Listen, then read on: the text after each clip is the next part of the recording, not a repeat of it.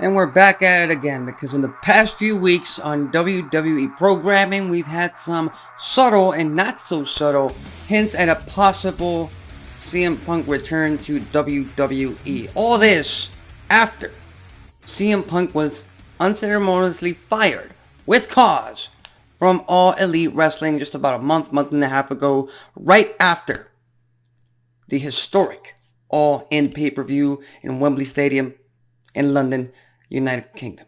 And again, you already know my thoughts on CM Punk. I've been a fan of CM Punk ever since he stepped foot in WWE. I wasn't lucky enough to see his Ring of Honor wrestling days. That's just because I was a kid back then, so all I knew was WWE. That's not an excuse, that's just where it is. But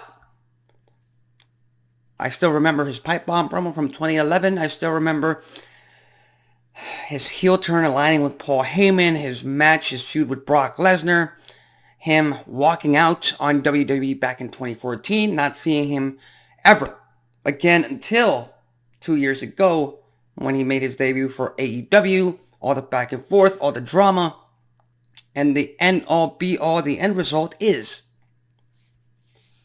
in terms of entertainment and in terms of business, strictly business, ratings, merch sales, marketing opportunities, fan base, interest in the product, bringing CM Punk back to WWE, keeping CM Punk in AEW. It's always the right call to keep a guy and a name like that on your roster. There's no mistake about that. There's no going around that fact, because not only is the man entertaining in the ring, on the microphone, even on commentary, you can't touch him. But the cons of having him backstage, and this has been proven for the past 10 plus years, in my opinion, still greatly outweigh the pros that he would bring to the on-screen product.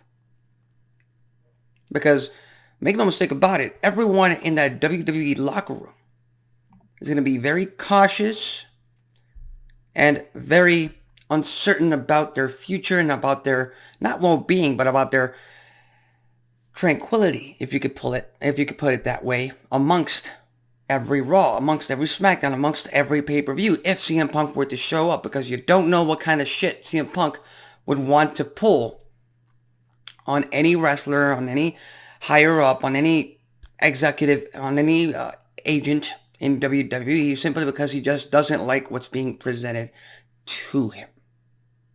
And to me, that's the ultimate con.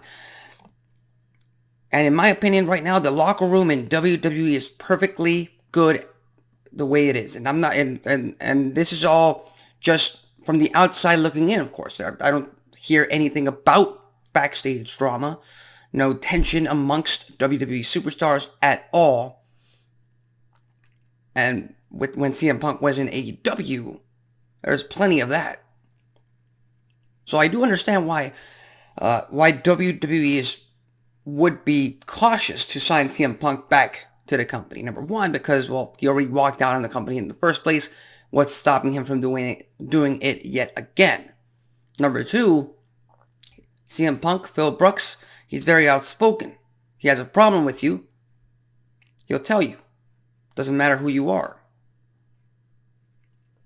And that's going to put a lot of guys like Cody Rhodes, Kevin Owens, Sami Zayn, Roman Reigns, Seth frickin' Rollins, a lot of top stars in WWE in defense mode. They're going to keep their guard up when dealing with CM Punk. And the matches that CM Punk could put together with these kinds of stars on top tier programming, on top tier pay-per-views like WrestleMania, Survivor Series, Royal Rumble, B-level pay-per-views that WWE has, that's just exciting to think about. That's something that, as a wrestling fan, I truly want to see. I truly want to witness. I want to see the back and forth inside the ring. I want to see the WWE universe, the fans themselves go nuts when Cult of Personality sounds inside the arena, inside stadiums. I would love to see that, but the fact of the matter is, CM Punk is an issue backstage.